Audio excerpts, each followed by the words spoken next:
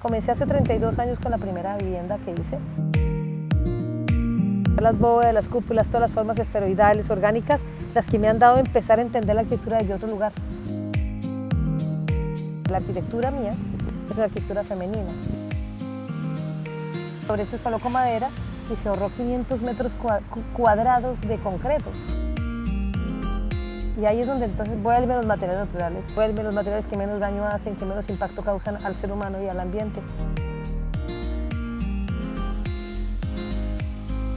Hola amigos, nos encontramos con Lucía Garzón, arquitecta, que en esta oportunidad vamos a tener una charla muy enriquecedora para las personas que están interesadas, así como yo, en la construcción con materiales naturales.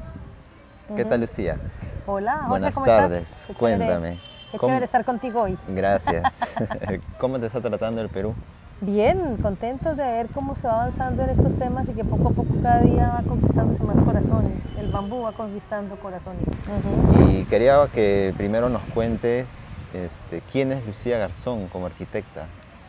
Lucía Garzón es una persona inquieta, rebelde, nacida en Latinoamérica, que desde que nací no me gustó la inequidad que tenemos en este mundo y por eso he entrado a este mundo de buscar otras alternativas, de que la arquitectura se vuelva una solución para la gente, una solución para las personas con menos recursos, una posibilidad de expresión de las culturas y además la posibilidad de que uno sea transformador con estas manos. ¿Cómo es que trabajas desde el diseño hasta la construcción? Yo creo que la gente llega porque toma la conciencia que quiere vivir en una casa saludable y natural. Entonces yo no busco a nadie, casi que la gente va preguntándole a uno. Por un lado. Por otro lado, es ese diálogo de empezar a entender. Bueno, yo siempre le pregunto a la gente, ¿dónde es? Me ayudo mucho a veces con fotografías de para entender. Yo creo que nosotros tenemos una tarea complicada y es lograr entender lo que el otro está pensando. Y ese tema de comunicaciones es bastante difícil. Entonces, como que a veces las imágenes, las fotografías, que me gusta esto, que me gusta esta pared, que me gustan los baños así, empieza uno a intentar ir como sacándole a la gente o si llamamos cliente, a la familia, qué es lo que ellos quieren. Tú tienes seguramente un imaginario de casa y yo tengo otro imaginario de casa. Y podemos hablar de la casa, pero no hablamos de la misma casa. Y eso pasa en las parejas, pasa también. Yo creo que la arquitectura casi que es terapéutica, porque nos lleva a hacer acuerdos entre la pareja, con los hijos, la familia. Siempre que estamos hablando de eso, y si hay son cosas comunales, pues más, ¿no? Entonces es un diálogo, es un permanente diálogo, aprender a escuchar qué materiales hay, qué técnicas se pueden usar, qué formas que les gustan, porque hay personas que no les gustan mucho las formas que no son las convencionales. Entonces ahí hay todo un tema de cómo ir sondeando, mostrando. Tenemos unos esquemas, aprendemos mucho de esquemas, entonces nos cuesta mucho a veces romper la ortogonalidad. Sí. Nos quedamos normalmente en los paralelepípedos. Nombre tan feo, ¿no? Sí, sí.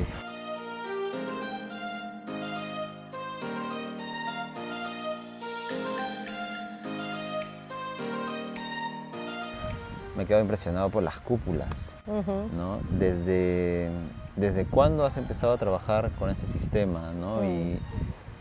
Y cuáles son, de repente, uno, la motivación para trabajar con las cúpulas y otro, los retos que has tenido que ir mejorando, seguro día a día, porque no es muy común utilizar ese tipo de coberturas. Uno de los temas que a mí me inquietaron desde que estaba en la facultad era cómo se cubría. Y en la medida que uno va estudiando más se va dando cuenta que una cobertura, el tema de la cobertura normalmente tiene que resistir agua, lluvia, sol, cambios de temperatura. O sea, es la intemperie la que toca, entonces, y es normalmente la que tiene que quedar, la oquedad, ¿no? El espacio por debajo, entonces tiene que ser un espacio que sea amplio normalmente, pero no es un espacio chiquito. Y eso me llevó a explorar en buscar alternativas de cubiertas lo más sostenibles. Si uno llega así, de esa búsqueda, llega a la geometría. Y la geometría es la forma como estructura, toda forma como estructura. Una placa tiene que estar haciendo esto, todo el tiempo está peleándose contra la gravedad. En cambio, las formas que son curvas, y nosotros somos curvos, somos orgánicos, entonces empieza uno a descubrir que esas formas. Comencé hace 32 años con la primera vivienda que hice, mi kinder. Lo hizo con Clara Ángel, una amiga que venía llegando de Créteil, de Francia, y ahí fue cuando descubrí eso, porque nosotros no tenemos la cultura de casas con formas esferoidales o abovedadas. Entonces comencé esa primera casa que tuve la gran suerte de hacer las 3 primeras cúpulas con bloque de tierra crudo en la forma nubiana, que es la que viene de África hace 5.000 años, y ahí descubrí que eso se sostenía y que era fácil. Y ahí también hicimos bóvedas con formaleta y bóvedas sin formaleta, o bóvedas con cimbra y bóvedas sin cimbra. Ahí fue la lección grande, porque fue empezar a ver cómo las cosas se sostienen por la forma. Se sostiene y además ahorramos materiales, es más económico, es más ecológico, da la sensación orgánica, la espacialidad, o sea, entender que vivimos en espacios tridimensionales y no bidimensionales. Entonces eso es un poco mi camino, si de pronto ha sido el encontrar las bóvedas, las cúpulas, todas las formas esferoidales, orgánicas, las que me han dado empezar a entender la arquitectura desde otro lugar.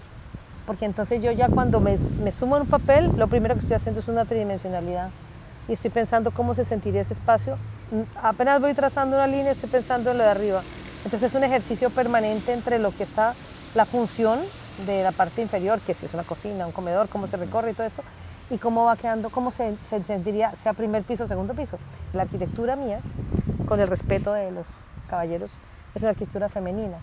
¿Por qué la arquitectura femenina? Porque resulta que somos primero muy orgánicas, muy uterinas, pero además una arquitectura de detalles, donde cada cosita... Entonces yo no hago muchas casas, yo construyo, yo no tengo prisa por hacer muchas obras, no es, ni tampoco monumentalidad de obras. Acabo de hacer en Colombia un hotel que aplica una cosa que se aplica hace 500 años, que es en vez de hacer placas de concreto, hacer bóvedas en los espacios, y sobre eso coloco madera, y se ahorró 500 metros cuadrados de concreto. Solamente eso ya tiene un sentido. Y ahí es donde entonces vuelven los materiales naturales, vuelven los materiales menos industrializados, vuelven los materiales que menos daño hacen, que menos impacto causan al ser humano y al ambiente. El mundo tiene que cambiar, la gente tiene que volver al campo, y lo vimos en la pandemia. Entonces eso es un poco lo que yo creo que la arquitectura es, una maravillosa profesión para reformatear nuestro disco duro. Entonces no es con computadores, sino es con nuestras acciones, y mejor aún en comunidad. Nos vamos a salvar en la medida que todos nos pongamos a compartir el conocimiento y el camino andado. Yo no te puedo entregar mi camino porque tú tienes que caminar tu camino, pero te puedo cortar el camino. Te puedo facilitar que lo que yo aprendí de hacer, lo que dicen por ejemplo de las cubiertas, bueno, las cubiertas ha sido todo un tema, cómo impermeabilizar en una zona. Por ejemplo acá yo creo que no llega a 1000 milímetros por año de agua.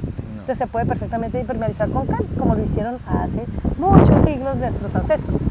En México, en Perú, se pueden hacer perfectamente cubiertas de cal arena, y se echa por capitas. Además te aísla el frío o el calor, en el caso si es un lugar muy caliente. Y entonces acá, por ejemplo, se puede llegar a la cal. En donde yo vivo es un poquito más difícil, pero lo que hablábamos, por ejemplo, de todo lo que son los polímeros orgánicos. Ajá. Que se están buscando, y con el bambú se están buscando metérselo para poder darle la resistencia a las puntas y todo esto. Polímeros orgánicos se han sacado de higuerilla, se han sacado de yuca, se han sacado de plátano. Entonces ahí la industria también de los químicos y los ingenieros agrónomos y todos los ingenieros de otras áreas mecánicos pueden empezar a aportar por allí en buscar ciertas formas. Nosotros tenemos, por ejemplo, lo que contó Jaime, del caucho, de las llantas. Ajá. En Colombia ya lo venden, pero lo venden al mismo precio que lo vende Sika, el impermeabilizante, entonces no es competitivo. Pero por ejemplo el reciclaje es una cosa interesantísima. ¿Cuántas llantas salen en el mundo de todos los autos que tenemos aquí quemando combustible? Entonces las llantas son una posibilidad de reciclarlas haciendo un nuevo producto que no tenga un costo energético tan alto y poder impermeabilizar con materiales que no sean tan insanos para nosotros. A mí yo creo que también el tema del equilibrio está entre la salud, la ecología en el sentido de aprovechar y reciclar y las 3 R's, pero también el tema de que no usemos cosas que nos vayan ni a nosotros ni a los otros seres, ¿no? Entonces ahí hay un trabajo complejo porque vivimos en un mundo muy contaminado, ¿no? Con muchos impactos. Entonces cubiertas, por ejemplo, yo trabajo con bóvedas de ladrillo recargado, trabajo con bóvedas y cúpulas de adobe, y trabajo con todo con formas orgánicas porque son las formas como la más proximidad, y es que se abarata entre un 30 y un 40% del costo de una cubierta. Entonces, si se abarata y se hace accesible, entonces se puede hacer, y la gente lo puede hacer.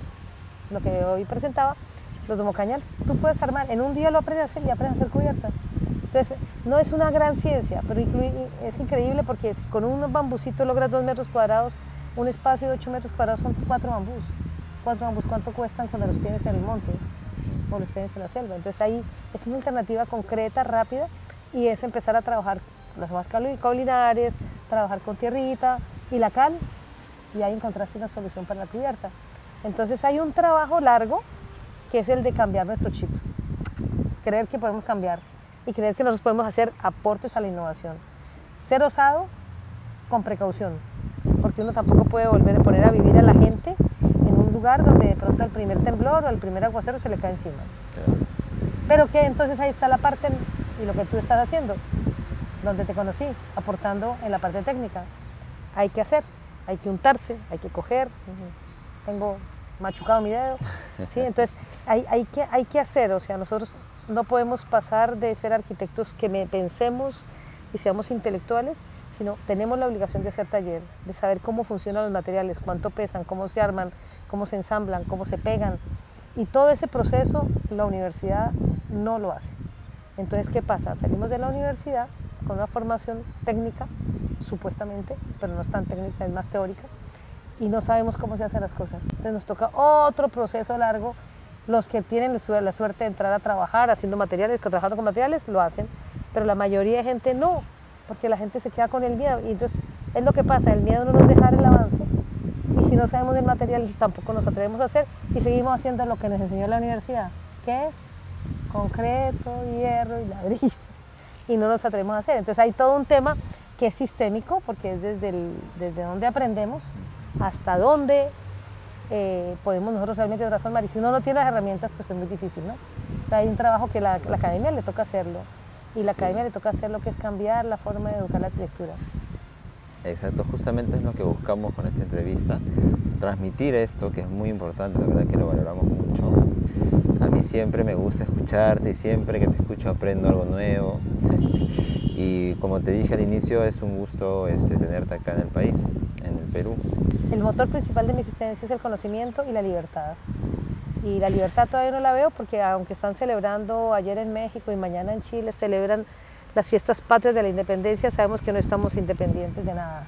Nuestra mente está más amarrada. Pero entonces ahí está el trabajo está cuándo vamos a poder vivir libres de tanto canon. La ropa, por ejemplo, lo decía Van der Waals, que era un pintor, decía, vivimos en la tiranía de la moda, por ejemplo, cuando entramos a vivir todos igualitos. Y la casa, ¿no? El tema de la casa, la primera casa soy yo, ¿cierto? Mi ser. La segunda casa, esta casa. La tercera casa, el planeta. Y el universo, la quinta casa. Entonces, hablamos de diferentes como pieles, y esas pieles son las que estamos necesitado de cuidar, ¿no? O sea, aquí no podríamos estar sin ninguna ropa, ¿no? Claro. ¿Cómo podemos o cómo la gente puede encontrarte en las redes, ¿no? Que quieran de repente ver tus videos? Entiendo que tienes, y soy parte de una comunidad en el Facebook que comparten mucha información valiosa con respecto a las técnicas constructivas en tierra. ¿Cómo pueden llegar la ahí? Comunidad en la cual eres parte también no es mi comunidad, somos la comunidad de Dialogar con la Tierra, Dialogando con la Tierra en Facebook. Y tengo una página, en YouTube hay un canal que están videos. Cada vez que hago alguna obra intento hacer con mis recursos, hago mis videos para poder difundirlos. Entonces hay dos espacios, que es Facebook, con Dialogando con la Tierra, la comunidad, no es Lucía Garzón, pero en la comunidad tú lo habrás visto, ¿no? Yo todo el tiempo estoy mandando cosas de cosas que no hago yo, innovaciones, cosas que alguien se inventó. Y por YouTube también está el canal, Lucía Garzón, así está como Lucía Garzón, de experiencias que voy aprendiendo y voy dejando un testimonio. Ok, muchas gracias Lucía por tu tiempo. Gracias con mucho cariño, Jorge. Todo lo que nos has explicado es muy valioso en realidad. Vamos a compartir este video con todas las personas que pertenezcan a la comunidad. Bienvenido para la comunidad Dialogando con la Tierra, la compartimos. Sí. Y para que esta semilla que se viene germinando, pues llegue a más personas. Muchas Entonces, gracias, Lucía. Somos dueños nosotros de nuestro futuro y tenemos un compromiso, ¿no? De manera que el compromiso es seguir construyendo otro pensamiento alternativo de un nuevo mundo que es el mundo del pasado con el mundo presente. Gracias, Lucía. Gracias. Qué chévere. Gracias.